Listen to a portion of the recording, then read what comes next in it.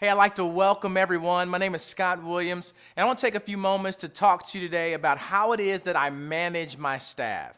And let me tell you, the simple answer to how I manage my staff is this: I don't. I don't manage my staff, I lead my staff. There's been this ongoing debate, ongoing argument over managers versus leaders and what particular category that people may fall into. And so I'm telling you, after reading countless books and being in a number of different leadership roles in both nonprofit organizations, corporations, and I worked in politics and in ministry, I'm telling you, I've definitely witnessed the difference between the two. And I had the opportunity as a young leader to work for, a gentleman who was a great leader. He was the consummate leader. And his name was Marvin Wiedemann. He taught me some of the best leadership principles. And I really summed it up to this acronym that I call BECK. And he, again, was the consummate leader.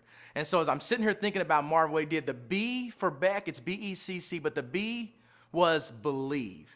He always believed in me. He believed in me. He believed in others. And I'm telling you, the E was he encouraged me. He encouraged me to be more, to do more. He was always an encourager. The C is he challenged me. He challenged me to dream big, to think bigger, to do more. He challenged me spiritually, he challenged me professionally. And the last C, probably the most important, is he corrected me. If I got a little bit off balance, he always would correct me and bring me back in line. And I'm going to tell you, as we look at leaders and managers, both have their role.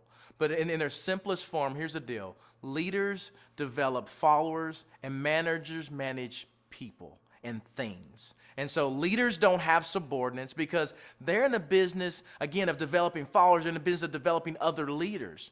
Where managers, on the other hand, they have to have subordinates. It's all about positional equity and telling subordinate Joe or subordinate Sally to go make this widget and make it in this way.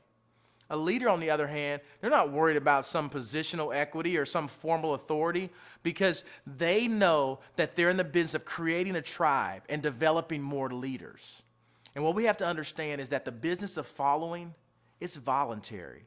It's a voluntary action. And a lot of times, managers don't even realize this. And so the challenge for most managers, they don't realize that they're managing. They're confusing managing with leadership. And so I'm going to help us to look at these 10 simple category principles and category comparisons that will compare the difference between a manager and a leader. And so the first thing, when it comes to essence, the essence of all of this, managers, they're all about stability. Where a leader, on the other hand, they're all about change. When it comes to rules, managers make the rules, leaders, they break the rules, for the sake of their organization, for the sake of what they're leading. When it comes to approach, it's all about, for managers, all about planning the details. Where a leader, it's about setting the direction, this is where we're going. And when it comes to culture, managers, they execute. And where leaders, they shape the culture. When it comes to conflict, managers oftentimes avoid conflict. Where leaders, they use conflict as an asset because they understand that there's no movement without friction. When it comes to direction, managers like to go down the existing road. I'm going to go this way. This is comfortable. Where leaders, they like to go down new roads. When it comes to credit, managers tend to take credit. Where leaders, they give credit to all those around, those who are making it happen.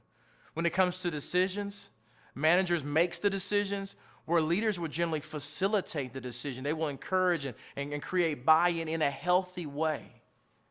When it comes to vision, managers tell and leaders, they sell. They sell the vision and direction. And this one is really important, the last one, number 10. When it comes to style, managers are generally transactional. And what are the transactions to get this from there? Where leaders, it's about being transformational, transforming people, transforming an organization, transforming a culture. Let me tell you, a great self-assessment for you to determine whether or not you're leading or you're managing is to ask this question. And the question is this: if my position, title, role, or formal authority were removed, would the people that I'm leading still gladly follow me? If you can't answer that question honestly, ask those that are the closest to you to give you a candid answer. Because the reality is that people don't want to be managed. They want to be led. They want to follow a leader. I mean, just think about it. You're sitting there right now. You're listening to people. You don't get excited about following world managers. You don't get excited about following business manager, education manager, religious managers. But you do get excited about following world leaders and business leaders and education leaders and religious leaders. Managers change things. Leaders change the world. I'm telling you this, I remember this quote from an Apple commercial. It was a campaign they did in the 1990s, a Think Different campaign. It featured MLK and Picasso and Gandhi and Einstein and others. And the commercial ended with this line. It said, "The people who are crazy enough to think they can change the world are the ones that do." Be a world changer. Be a leader.